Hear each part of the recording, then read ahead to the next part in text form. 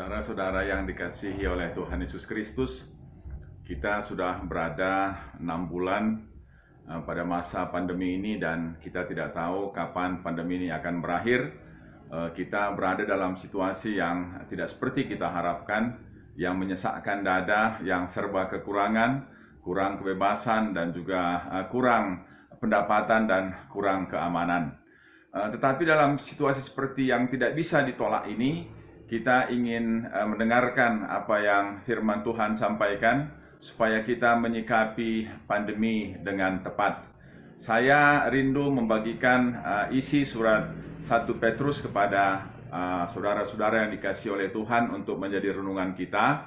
Saya melihat ada 3 kata kunci yang disampaikan dalam surat 1 Petrus.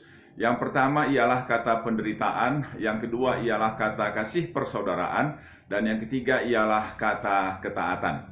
Kata penderitaan itu di pasal 4 ayat 12, firman Tuhan sampaikan, "Saudara-saudara yang kekasih, janganlah kamu heran akan nyala api siksaan yang datang kepadamu sebagai ujian, seolah-olah ada sesuatu yang luar biasa terjadi atas kamu." Ada 3 hal yang disampaikan oleh surat Rasul Petrus kepada kita tentang penderitaan. Yang pertama ialah bahwa penderitaan itu Tuhan izinkan sebagai penguji iman. Jadi melalui penderitaan, iman kita diuji apakah kita bisa menerimanya, bisa mengatasinya, atau bahkan dikalahkan oleh penderitaan itu. Yang kedua, penyebab penderitaan itu. Ada 3 hal yang penyebab terjadinya penderitaan. Yang pertama adalah seorang percaya menderita karena nama Tuhan, karena beriman kepada Tuhan, karena kebenaran, dan bahkan karena berbuat kebaikan. Kalau seorang Kristen menderita karena hal itu, maka dia disebut berbahagia. Lalu yang kedua ialah bahwa penderitaan itu terjadi karena kesalahan orang lain.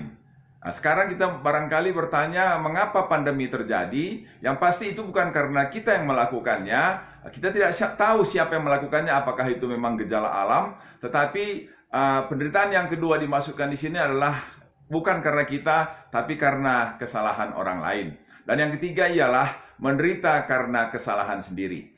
Tentu inilah yang harus dihindarkan. Orang percaya tidak boleh menderita karena kesalahannya sendiri. Misalnya karena kita tidak berdisiplin menjaga protokol kesehatan, kita kemudian terpapar corona atau positif corona, tentu itu terjadi karena kesalahan kita sendiri. Oleh karena itu, kita harus menyikapi penderitaan ini berdasarkan kebenaran firman Tuhan.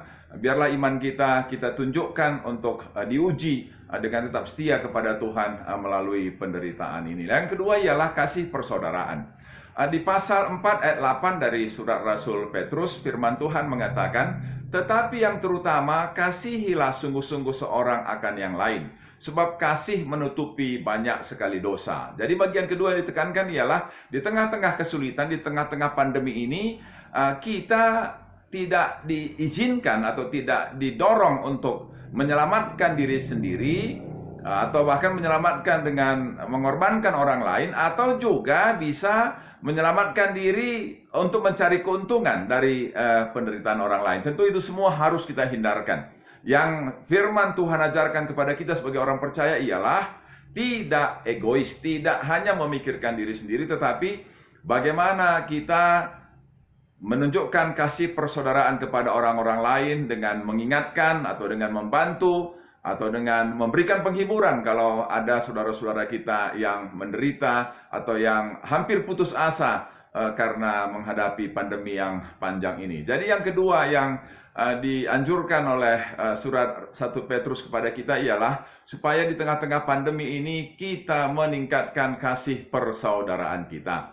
Dan yang ketiga ialah ketaatan. Jadi di tengah-tengah keadaan kritis, di tengah-tengah keadaan krisis, di tengah-tengah adanya penderitaan seperti masa pandemi yang panjang yang sudah kita jalani ini, maka firman Tuhan mendorong kita supaya kita tetap dalam ketaatan.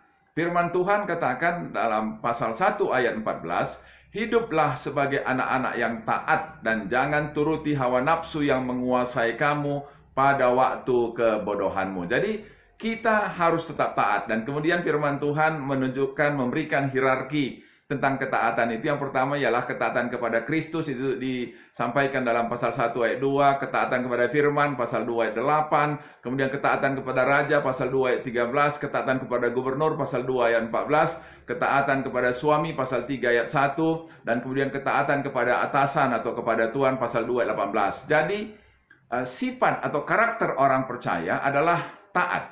Dan pada masa pandemi ini kita harus menunjukkan ketaatan itu. Kemana kita harus tunjukkan? Ialah kepada pemerintah yang sudah memberikan anjuran atau bahkan memberikan peraturan supaya setiap warga masyarakat Indonesia menerapkan protokol kesehatan. Dan kita sebagai bagian dari masyarakat Indonesia haruslah berada di garis depan dengan menaati apa yang dianjurkan oleh pemerintah. Berusaha untuk tetap di rumah, dan tetapi kalau kita harus keluar, kita mencoba untuk menjaga jarak, kemudian memakai masker, dan juga mencuci tangan dengan hand sanitizer atau dengan sabun, sehingga dengan demikian kita meminimalisasi kemungkinan terpapar oleh virus corona. Oleh karena itu, saudara-saudara yang dikasihi oleh Tuhan, memang kita tidak akan tahu sampai kapan masa pandemi ini terus berjalan, yang juga berdampak kepada resesi ekonomi dan banyak kesulitan lain yang akan kita hadapi. Tetapi inilah nasihat firman Tuhan kepada kita pada saat ini, yaitu tetaplah kita menerima penderitaan itu sebagai alat penguji iman, dan janganlah kita menderita karena kesalahan kita sendiri. Dan yang kedua ialah kita tingkatkan kasih persaudaraan kita. Jangan kita hanya memikirkan diri sendiri dan keselamatan sendiri, tetapi bagaimana kita bisa berguna bagi saudara-saudara kita yang barangkali mengalami banyak masalah pada masa pandemi ini. Dan yang ketiga ialah tetap taat. Jangan mengikuti hawa nafsu kita, melawan, memberontak terhadap peraturan yang sudah pemerintah lakukan kepada kita. Kiranya firman Tuhan ini semakin memperlengkapi kita, membekali kita menjalani hari-hari ke depan yang kita tidak tahu apa yang akan terjadi dengan masa pandemi ini. Kiranya Tuhan Yesus memberkati kita. Amin.